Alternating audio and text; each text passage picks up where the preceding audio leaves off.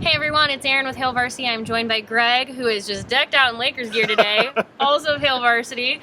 But we are here to recap Nebraska's practice. We just got done hearing from both coordinators, a couple of the assistant coaches, and quite a few players. Yeah. In fact, a player is still speaking right now while we're recording this, so spoiler alert, head to hailvarsity.com for all of your post-practice reports later. We will also have the video from the player that is speaking right now, so don't worry, you're not missing anything.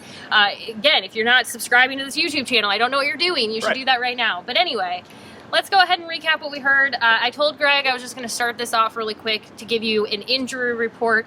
Ryan Held was one of the assistant coaches we heard from today. He gave us an update on Gabe Ervin Jr., who Frost had said yesterday was likely going to be out for an extended period of time. He tore a patella tendon in his right knee, and it sounds like it is season ending as of today from what Held said. Gabe Ervin Jr. had surgery yesterday. It went well. He could be starting rehab as early as today or tomorrow. And really from there, it's just going to be, how quickly he heals. It does not sound like it will be something that heals in time for him to return this year, but he can redshirt. And that's the one good news here. He doesn't have to even look at a medical red shirt because he hasn't played 4 games. So stinks for him to have that happen. But I mean, overall, it could be a much worse situation. Also, for those who might be wondering about Casey Rogers, because he was in Oklahoma last week, he dressed, went through pre-practice or pre-game drills, everything, but then did not end up playing. Tuioti said today that he's about 90 to 95% ready. He really felt on Saturday that Casey was still about a week away.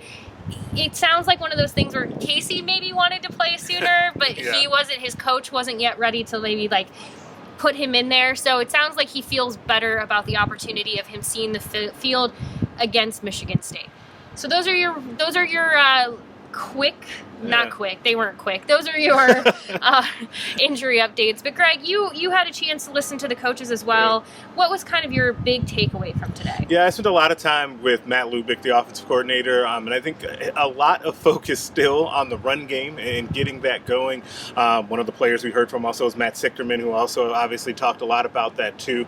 And I think that Matt Lubick was encouraged by the spirit that he saw from the offensive line, but not so much with the finer points of the details and some of the blocking mistakes that happened in the game that have happened throughout the season. He mentioned a couple of times the impact of having Travis Vokalek and a fully healthy Austin Allen out there to run more 12 personnel. Also something that they had just planned on doing more coming into the season, so that has thrown things off kilter a little bit. But overall, it was a lot about trying to get that run game fixed as it probably should be. Yeah, and when you look at the run game, Ryan Held was talking, especially now that you know that Gabe Ervin Jr. is out for the rest of the season. He feels good about what Ramir Johnson did against Oklahoma. The biggest reason that you saw so much Ramir and didn't get to see necessarily Marquise Stepp or any of the other running backs really get the opportunity, the people I saw you asking on Twitter, why weren't they playing more? And he said he just felt like Ramir had found a rhythm that he wasn't really wanting to disrupt by taking him out and putting someone else in. So for him, it was just more, Ramir has found a groove, he's playing all right, let's not disrupt anything. He is up in the box now, so he was able to kind of be, he was watching it from a big picture point of view and just felt like that was the best thing to do. But he did say, Yant is working hard. They said he's, losing some weight and getting into the shape that they need him to be in to be able to play.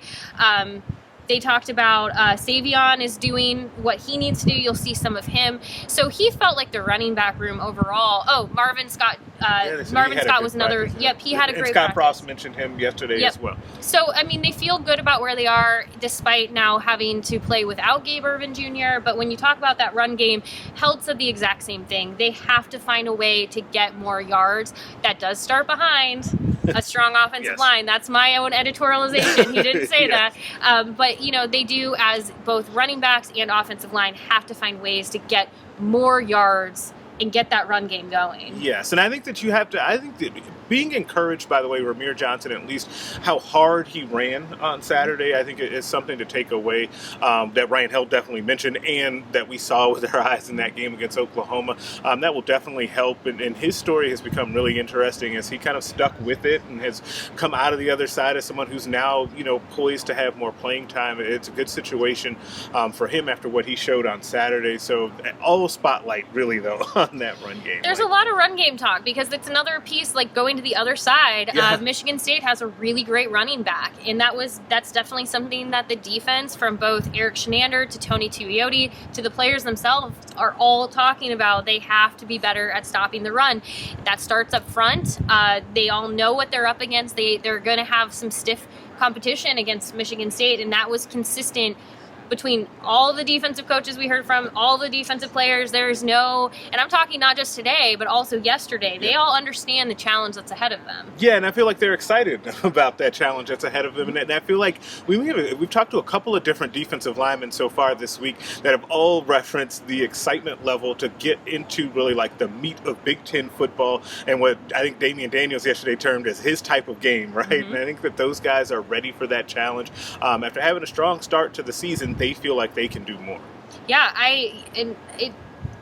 it's going to be, night games present their challenges as well. Yep. And this is Nebraska's first night game of the season. They actually get 2 back-to-back night game weeks.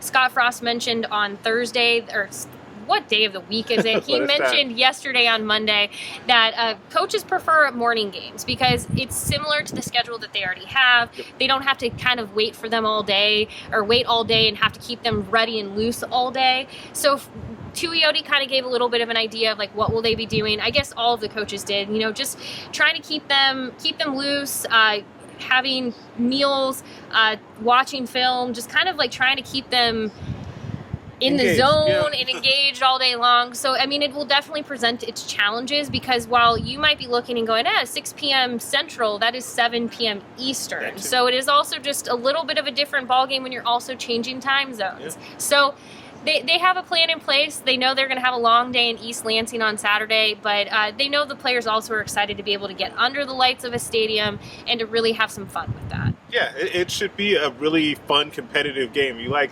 old school, traditional Big Ten football. That's what this should be on Saturday. Old school Big Ten football. In fact, that is exactly what Tuioti, a perfect way to end this. Tuioti talked about this is like what he thinks of when he thinks of Big Ten football is too tough. Like having a team like Michigan State who's going to be tough to defend the run against. You're playing at night. Should be a gritty one. That's to him. He's like, that's big. Temperature turns down a little bit. Like it's solid. That's Big Ten football. Well, we will have plenty more at HailVarsity.com. We appreciate you for joining us as always. This channel will also have all the videos from today. So if you want to go watch Tuioti or Coach Held or anybody who talked today, you can go ahead and subscribe right here to this channel and you will get notifications when those videos pop up. So we would love to have you as a subscriber, both for YouTube as a Hail Varsity subscriber. So head on over to HailVarsity.com. Plenty more to come from practice. If you have questions, comments, leave them below. We love to be able to chime in if we can based on what you're asking. So yeah, any final thoughts? Go Lakers? I was going to say go Lakers, and I hesitated, but since you did it, go Lakers. Synergy. We'll talk to you later.